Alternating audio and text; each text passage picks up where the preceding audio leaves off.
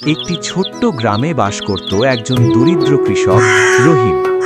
বছরের পর বছর সেই খরার সঙ্গে লড়াই করে চলেছে। এই জমি আর কিছুই দিচ্ছে না, কি করে চলবে আমাদের? এই জমি আর কিছুই দিচ্ছে না, কি করে চলবে আমাদের?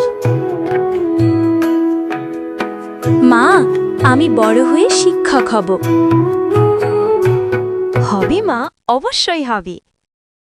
আজ কেমন কাজ হলো? কিছুই না, টাকা নেই, ফসল নেই।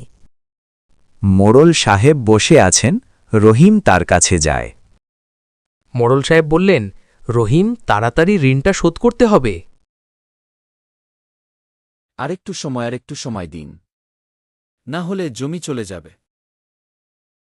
রাত্রিবেলা রহিম একা একা বসে রয়েছে। বাবা, তুমি হার মানবে না, তাই তো? পরের দিন সকালবেলা শোনো, পাশের গ্রামে নাকি নতুন পদ্ধতিতে চাষ হচ্ছে, কম জলে ফসল হচ্ছে। সত্যি? রহিম নতুন পদ্ধতিতে চাষ করতে শুরু করল। অবশেষে তারা সাফল্য পেল, তাদের পরিশ্রমের ফল পেল।